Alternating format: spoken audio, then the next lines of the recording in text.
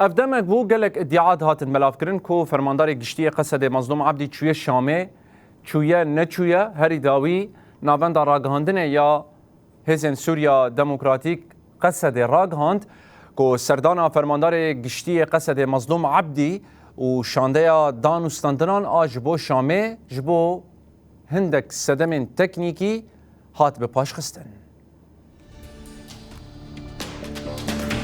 Navenda ragandinê ya qesedê eşkere kir ku gerek îro ango 29 kanûnê fermandarê giştiyê qesedê Mezlûm Ebdî û şandeya danûstandinan Serdana Şamê kiribana lê belê ji ber sedemên teknîkî hat bi paşxistin. Qesedê diyar kir ku wê di demeke din de û li gor li hevatina aliyên peywendîdar wexta Serdanê were diyarkirin. Bi gotina qesedê ev bi paşxistin di çarçoveya amadekariyên lojîstîk teknîkî yên girêdayî Serdanê pêk tê.